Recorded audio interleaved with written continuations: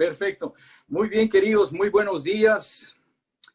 10 días para la votación, así que por eso lo he traído aquí para recordarles y cumplir con ese deber cívico, queridos hermanos. Así que aquí estoy muy bien presentadito el día de hoy, así de para ustedes, traerles lo que hay en mi corazón.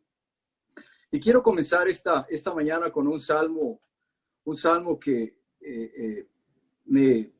quiero dedicárselo a Silvita. Es el Salmo 18, del 1 al 3. Como ustedes saben, Silvita, su salud no está del todo bien. He estado pensando mucho en ella y este salmo pensé que podría animarla. Dice: Dios mío, yo te amo porque tú me das fuerza. Tú eres para mí la roca que me da refugio. Tú me cuidas y me libras, me proteges como un escudo y me salvas con tu poder. Tú eres mi más alto escondite. Tú mereces que te alabe porque cuando te llamo, me libras de maldades de mis enemigos. Así que, Silvita, mis oraciones, yo sé que las oraciones de toda la iglesia están con usted y por su buena salud, por su pronta recuperación. La queremos muchísimo. Es usted como la madre de nuestro ministerio en español. Antes de comenzar a compartirles lo que tengo para ustedes, considero oportuno hacerles algunos comentarios que considero útil además. Dentro de las próximas semanas, o si no es que ya llegó, la temporada regular del flu habrá de estar en su máximo apogeo. Esto es un problema por cuanto la gente con síntomas de flu pensarán que tienen el COVID-19 y la gente con el COVID-19 pensarán que tienen el flu. Por tanto, no tomarán las precauciones necesarias ni van a buscar tratamiento médico. Cualquiera de los dos extremos no es bueno. Sé que muchos han puesto sus esperanzas en la vacuna, pero francamente, hermanos queridos, no podemos confiarnos. La vacuna que más rápido se ha desarrollado en la historia moderna, en la historia más reciente, ha sido la vacuna contra las paperas. Y esta tomó 4 años. La de la tuberculosis tomó 13, el rotavirus tomó 15, la varicela tomó 29 años. Y en el caso del COVID-19, aún los científicos no han podido entender todavía cómo el virus afecta el sistema inmunológico. Me inquieta la precipitación que gravita en torno a este asunto, alimentada con propósitos políticos, haciéndonos creer que la normalidad está a la vuelta de la esquina, lo cual ha hecho que muchos se ilusionen y otros hasta bajen la guardia. El SIDA es posiblemente uno de los ejemplos más elocuentes que yo les puedo poner a ustedes, porque han transcurrido 40 años y todavía no tenemos vacuna contra el SIDA. De tal suerte que lo que debemos hacer, queridos, es continuar con las medidas de prevención, continuar usando nuestra mascarilla, observando el distanciamiento, evitando las aglomeraciones y limitando la interacción social, y no deje de vacunarse contra el flu.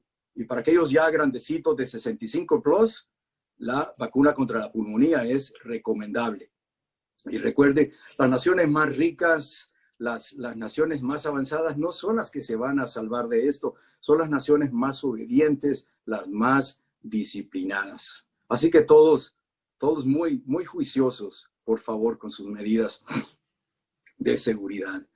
Quiero aprovechar a nombre de Elizabeth y el mío propio, agradecer su cariño, agradecer sus oraciones. Como ustedes saben, Ramiro Alejandro es un bombero enfermero y realmente era inevitable que se contagiara e infortunadamente hasta su esposa también se contagió, que es enfermera. Felizmente, la sintomatología presentada por ambos ha sido bastante benigna y han estado bastante bien. La bebita no se ha contagiado, pero queremos darle las gracias a todos por su cariño y esas oraciones continuas por la salud de nuestros hijos. Y queremos también darles una buena noticia, y es que el próximo año habremos de ser abuelos y nuevamente. Y no es uno, sino que son 2 los que vienen. Sucede que nuestra hija Vanessa tiene 9 semanas de embarazo y nuestra hija Megan tiene 8. Así que esperamos 2 bebitos para finales de mayo o principios de junio del próximo año. Ya con eso van a ser 5 nietecitos con los que Dios nos va a bendecir. Así que mire qué bendición que compartimos con ustedes de todo corazón. Vamos a abrir nuestras Biblias en el libro de Lucas. El capítulo 1, del 26 al 38, es el anuncio del nacimiento de Jesús. Es tal vez, por así decirlo, la zapata principal, el cimiento principal de todo este evangelio. Sin eso no hubiera sido posible todo lo que ha sido posible. Dice lo siguiente: Dios mandó al ángel Gabriel a Nazaret, donde vio una joven llamada María. Era virgen, pero estaba comprometida para casarse con José. El ángel le dijo, perdón, salve llena de gracia, el Señor está contigo. María se sorprendió de estas palabras y se preguntaba qué significaría aquel saludo. El ángel le dijo a María, no tengas miedo, pues gozas del favor de Dios. Ahora vas a quedar encinta, tendrás un hijo y le pondrás por nombre Jesús. Será un gran hombre al que llamarán el Hijo del Dios Altísimo, y Dios el Señor lo hará rey, para que reine por siempre sobre el pueblo de Jacob. Su reinado no tendrá fin. María preguntó al ángel, ¿cómo podrá suceder esto? Si no vivo con ningún hombre. El ángel le contestó, el Espíritu Santo vendrá sobre ti, y el poder de Dios Altísimo se posará sobre ti. Por eso el niño que va a nacer será llamado Santo Hijo de Dios. Entonces María dijo, yo soy sierva del Señor, que Dios haga conmigo como se ha dicho. Y con esto el ángel se fue. ¡Qué maravilloso! Alguien me preguntaba, fecha reciente, ¿por qué no hablamos de María? Bueno, aquí la tiene. Dama virtuosa, apartada por y para Dios, en otras palabras, santa, madre del Salvador del mundo, progenitora del que nos ha rescatado y cuya vida puso al mundo al revés. No obstante, al hablar de María, obligadamente tenemos que hablar de José, por cuanto sin él no hubiese sido posible el proyecto. Juntos formaron el dúo perfecto. José, varón correcto, justo, trabajador, de fe inquebrantable, aceptó tremendo reto. Natural de Belén, figura hasta cierto punto escurridiza, pues se sabe muy poco de su biografía y aún menos de su descripción física. Me resulta extraño todo esto por cuanto fue copartícipe importante de la educación elemental de su hijo durante los años clave. Misterios del Evangelio que algún día vamos a averiguar. En todo caso, guardo un agradecimiento imperecedero para esta pareja de un testimonio impecable, de una mansedumbre admirable y de un ejemplo digno de imitar. Su sacrificio ayudó a posibilitar nuestra salvación y gracias a ello, aquí estamos, querida iglesia, esta mañana con el cielo en el horizonte. Así que con esto quiero darle la bienvenida a todos ustedes, queridos, y también a nuestros invitados que esta mañana nos acompañan y los que nos van a acompañar más adelante con la grabación, al servicio en español del One Miami Church, servicio correspondiente al 25 de octubre del 2020. El tema, queridos, el tema que les traigo hoy lo hemos denominado Jesucristo, la verdad, el poder detrás del Evangelio. Si hay algo que caracteriza a este mundo, el mundo de hoy, es la falta de trascendencia, es la falta de propósito, la inspiración es pobre y la mayoría y el testimonio personal de la mayoría de los líderes es deplorable. Es así que pasamos deseando reformadores de visión, gente decente, de altura moral, que ponga fin a la decadencia y a la desesperanza que se vive. Ciertamente que las causas importantes requieren de inspiración. Así como los artistas la requieren para crear belleza, así también los seres humanos urgimos de motivación para vencer el letargo, la apatía de que padece buena parte de la población mundial. Nosotros contamos con esa inspiración, hermanos, enmarcada en la vida de Jesucristo y captada por los evangelios. Tristemente, el cristianismo pierde atractivo, especialmente entre los jóvenes, los llamados milenios, que componen el 25% de la población total de los Estados Unidos, y de estos un 35% dicen ser ateos. Felizmente, Nosotros somos una iglesia de gente joven en su mayoría que ama a Jesucristo. Si hay algo que me ilusiona, algo que me motiva muchísimo, es ver a nuestro joven pastor Leque cuando se pone en el podio y va antes de comenzar a predicar, siempre dice, good morning, my name is Leque and I love Jesus. Realmente para mí es muy inspirante escuchar a este varón decir esto. Sin embargo, siento que algo debemos hacer con ese escepticismo creciente. Por ello me complace sobremanera que John trabaje en un plan de transición pensando en el futuro de las nuevas generaciones. Las iglesias en Europa desocupadas que hasta antes de la pandemia estaban siendo usadas ya como museos o como restaurantes, ahora como alojamiento para la gente que no tiene dónde ubicarse por lo de la pandemia, es un ejemplo elocuente de lo que sucede cuando no hay visión. Parte de esa displicencia hacia las cosas de Dios tiene que ver con la Biblia. Le explico. La polémica entre teólogos, científicos, intelectuales, ateos y cristianos también alrededor de este libro sagrado desaniman, confunden, dividen. Por un lado, los desacuerdos entre unos y otros, disputándose la verdad o adueñándose de la misma, complican la controversia. Por el otro, se considera que el problema estriba en su interpretación, lo cual se presta a sesgos personales. Para colmo, se hace changoneta de la misma, apareciendo cierto personaje públicamente con el libro sagrado en la mano, manipulando así la buena fe de unos o la ignorancia bíblica de otros. Y como si todo esto fuera poco, el Internet, el Google Search, juegan su papel, por cuanto abunda la información y también la desinformación, las opiniones y las buenas opiniones y las malas opiniones.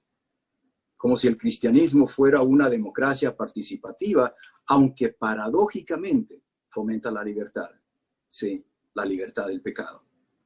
Pero esa, hermanos, es la belleza del Evangelio, tema del que nos va a hablar John en su prédica del próximo domingo. Volviendo al tema que nos ocupa, me pregunto entonces, ¿y si la Biblia es la base de nuestra fe, tenemos un problema? No necesariamente. Primero, porque la Biblia se defiende sola. Es la palabra de Dios, es su inspiración, por tanto tiene poder. Segundo, el cristianismo posee un argumento mucho más contundente. Me refiero a la vida y obra de su fundador contenida en los evangelios. Parto del hecho de que el cristianismo no existe por virtud de la Biblia, así como usted y yo no existimos por obra de nuestra partida de nacimiento.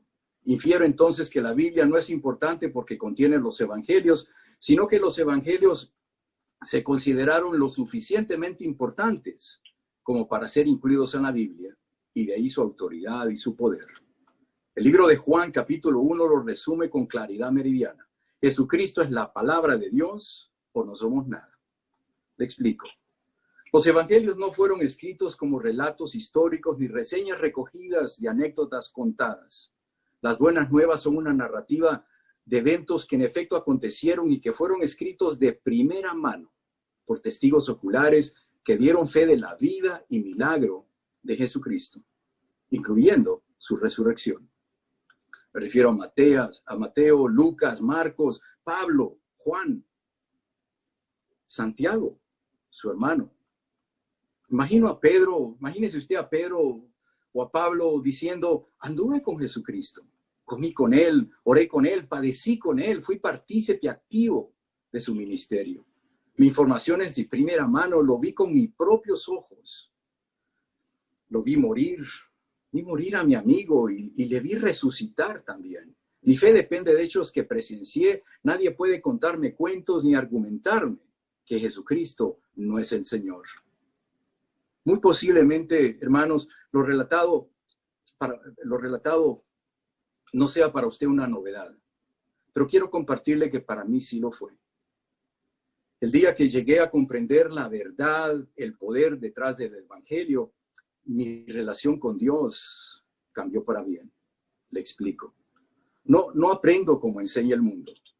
O sea, maestros, clases, leyendo, libros, tareas, exámenes, itinerarios, instrucciones, etcétera, etcétera. Tomar notas y concentrarme para mí es un verdadero desafío. Mi letra ni yo mismo la entiendo. De niño comencé escribiendo con la derecha y tengo 25 años de estar escribiendo con la izquierda porque ya no podía escribir con la derecha. En otras palabras, hermanos queridos, aprendo viendo, haciendo, experimentando, y los asuntos de Dios no han sido la excepción. Lo que quiero decirles, queridos, es que me tomó tiempo comprender temas elementales de la vida de un discípulo de Cristo, tan elementales como la obediencia, por ejemplo, o el hecho de que mi fe en Dios no depende de mi habilidad para manejar la Biblia. Los que me conocen saben que yo no me sé la Biblia por capítulos ni por versículos, sino por geografía. O bien que mi fe no depende de mi paciencia, de mi pericia para debatirla o de mi capacidad intelectual para defender su autenticidad. Aunque estoy cierto que como discípulo de Cristo debo estar preparado para responder a los que me piden razón con humildad y respeto, según Pedro, primera de Pedro 3:15. Pero mi fe se fundamenta en un acto irrefutable, de extraordinaria trascendencia, acontecido hace 2000 años, la resurrección del Mesías, a quien se le diera toda autoridad en el cielo como en la tierra, conforme a Mateo 28:18. Reitero, el día que pude explicarme a mí mismo el por qué volteé mi vida a Dios, sin importar la opinión de los demás y sin la presión de tener o no la capacidad de convencer a otros, ese día mi vida cambió radicalmente. Cambió mi manera de orar, mi manera de sentir por los demás, mi manera de obedecer, mi manera de servir y amar al prójimo. Pude vencer el temor a la muerte, queridos. Cobró sentido la pregunta que se me formulara hace más de 30 años antes de ser bautizado. ¿La recuerda? Si no, se la voy a recordar. ¿Cree usted que Jesucristo vino a este mundo, vivió, fue crucificado, luego resucitó al tercer día y está en el cielo con Dios? Pude finalmente desarrollar una relación íntima, espontánea con nuestro Creador, cuyo caminar con Él tomó un nuevo rumbo. Y este versículo que les voy a compartir dio la claridad, la convicción que necesitaba para superar la mediocridad con que le servía, la superficialidad. Voy a leer para los que están apuntando Colosenses 1:15 al 20. Cristo es el Hijo de Dios y existe desde antes de la creación del mundo. Es la imagen del Dios que no podemos ver. Por medio de Él, Dios creó todo lo que hay en el cielo y en la tierra, lo que puede verse y lo que no se puede ver, y también los espíritus poderosos que tienen dominio y autoridad. En pocas palabras, Dios creó todo por medio de Cristo, para Cristo. Cristo existía antes de todas las cosas. Por medio de Él, todo se mantiene en orden. Y Él gobierna su iglesia y le da vida. Él es la cabeza y la iglesia es su cuerpo. Cristo es el principio de todas las cosas. Por eso Él fue el primero en resucitar, para que ocupe el primer lugar en todo. Y en Él se encuentra todo el poder divino. Por medio de Cristo, Dios hizo que todo el universo volviera a estar en paz con Él. Y esto lo hizo posible por medio de la muerte de su Hijo en la cruz. En la cruz. Por medio de estos versículos, Pablo quiso cerciorarse de que usted y yo supiéramos, entendiéramos bien que Jesucristo es el eje de nuestra conversión. Es el tema toral del mensaje, es la conexión principal con el cielo, es la verdad, el poder detrás del evangelio.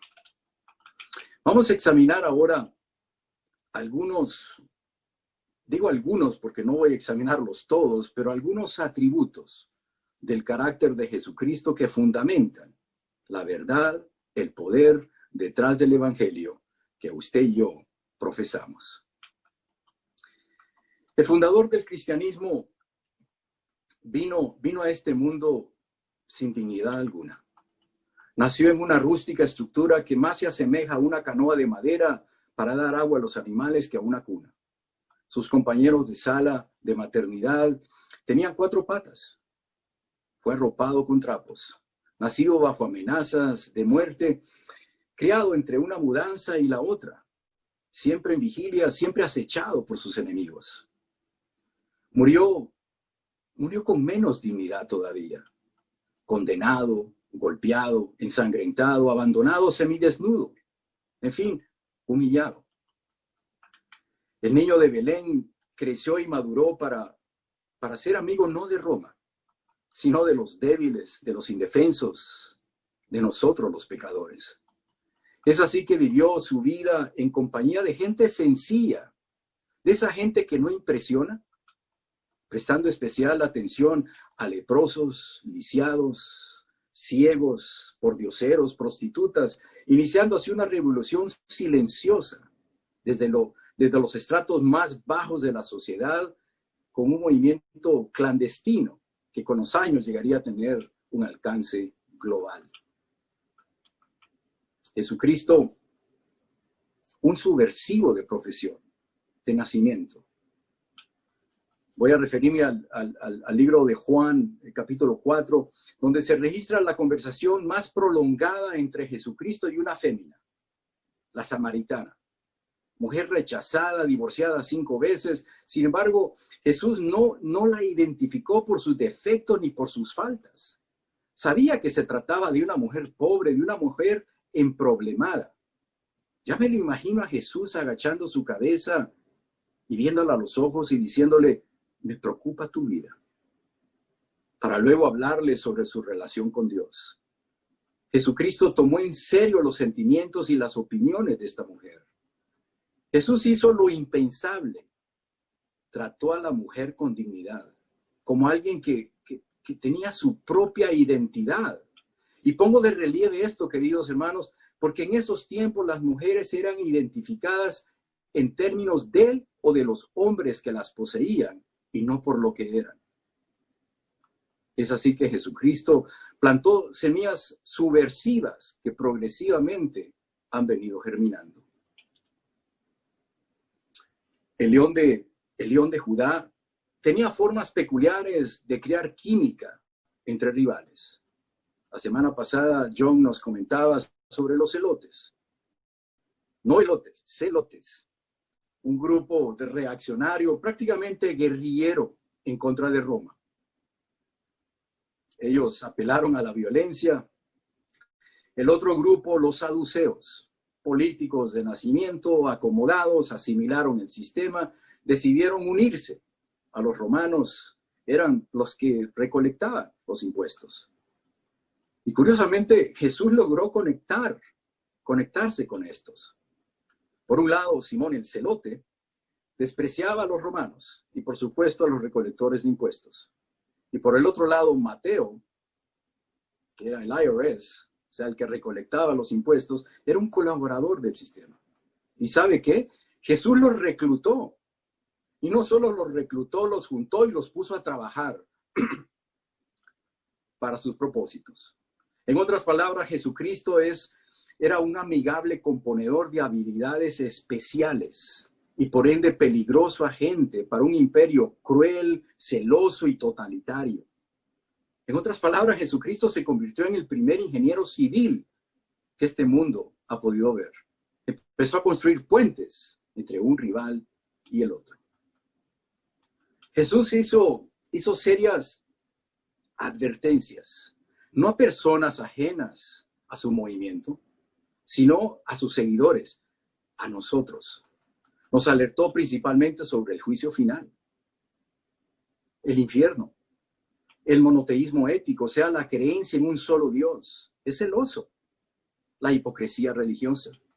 Sabía que lo necesitaríamos por aquello de la comodidad de la puerta y del camino ancho. Oportuno poner de relieve también que en el mundo antiguo la exposición de la verdad era una tarea de los filósofos, de los pensadores y no de los religiosos.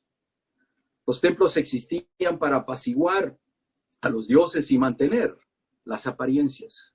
Jesús hizo caso omiso del protocolo existente y con valentía reveló la verdad e hizo ver cuánto poder hay en ella. Hoy día la verdad es relativa, unos le temen, otros no la pueden manejar, muchos la ocultan y otros la tratan con cinismo. Roma y la gente en general no sabían qué pensar de Jesús. No sabían qué hacer con él. Nunca habían visto algo similar anteriormente. En primer lugar, el cristianismo no era considerado como una religión, porque la religión, se asociaba a ciudades, a tribus, o sea que el que se mudaba a una ciudad, a una nueva ciudad, lo hacía con sus dioses. En segundo lugar, la religión era un tema social y político. Lo sigue siendo ahora. Nadie decía creo en Dios, sino tengo tantos dioses, algo que sigue sucediendo en la actualidad. La idea de la conversión, o sea, la metanoia, el cambio de adentro hacia afuera, era un concepto totalmente foráneo hasta que Jesucristo lo introdujo. El cristianismo era tan confuso en ese entonces como cuando a Winston Churchill se le preguntó que qué pensaba de la Unión Soviética y dio la siguiente respuesta. Es un acertijo envuelto en un misterio adentro de un enigma. Los cristianos eran más bien considerados ateos por los romanos porque rechazaban a sus dioses. Los acusaban de incesto porque se trataban de hermanos y hermanas, de canibalismo por el tema de la comunión. Toma y come, que este es mi cuerpo y esta es mi sangre. Simplemente no sabían qué hacer con Jesús. La gente esperaba que el Mesías sería quien derrotaría a Roma militarmente. El que fallaba, la pena que le esperaba era la crucifixión. Y si era crucificado, no era el Mesías. Existieron al menos unos 20 Mesías en los tiempos de Jesucristo y todos fueron crucificados, considerados como ladrones comunes y corrientes. Pero Jesús no fue a la cruz por shoplifting. Fue crucificado porque Roma necesitaba enviar un mensaje a los seguidores de Jesús. Muerto el perro, se acaba la rabia. Jesús hizo todo lo que un Mesías debía hacer.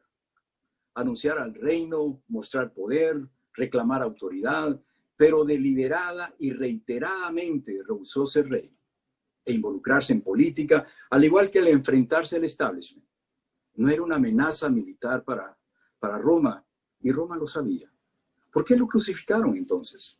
Porque era una amenaza de otra naturaleza, como lo explicó John en su prédica del domingo pasado. Proclamó algo novedoso, algo hasta cierto punto temerario. El reino de Dios, ansiado por todos, estaba ya en la tierra, pero no estaba en el templo ni en los sacrificios que todo mundo hacía, sino estaba disponible por su medio. Dios estaba ahí para nosotros por medio de él. No solo nunca se había escuchado tal cosa antes, sino que nunca nadie había tenido el valor de proclamarlo públicamente. Eso no se podía permitir. Lo convertía a Jesús en una amenaza peligrosísima para Roma y tal debilidad no podía ser pública, porque entonces todo el mundo apoyaría a Jesús. Por eso lo terminaron acusando de blasfemia y traición para que Pilatos no tuviera excusas. En cuanto a la cruz, muy posiblemente la ironía más grande sea que no merece que la llevemos puesta nosotros los cristianos como solemos hacerlo. Ni tampoco que la usemos como pieza ornamental en casa o en los autos, sino que nos subamos a la misma y hagamos morir el viejo yo, ese yo pecador, como lo dice Gálatas. A los que somos de Jesucristo, ya hemos hecho morir en su cruz nuestro egoísmo y malos deseos. Gálatas 5:24. Esa, hermanos, y no otra fue la visión de Jesucristo en cuanto a la cruz.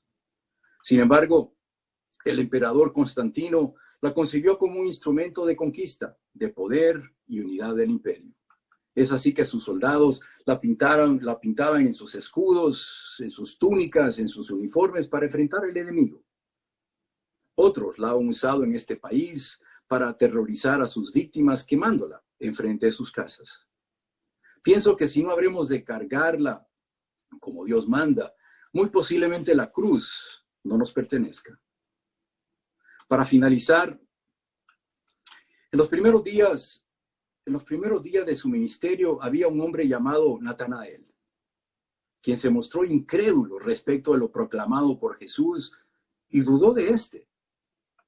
¿Nazaret?, preguntó. ¿Es acaso que algo bueno puede venir de ahí? Jesús no se ofendió.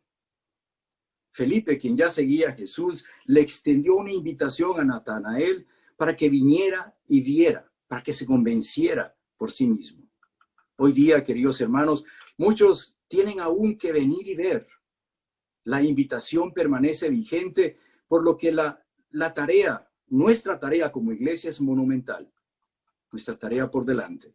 La diseminación de las buenas nuevas y sobre todo de la vida de Jesús, la cual no es un tema abstracto, teórico ni un ideal fantasioso, es la verdad, es el poder detrás del Evangelio.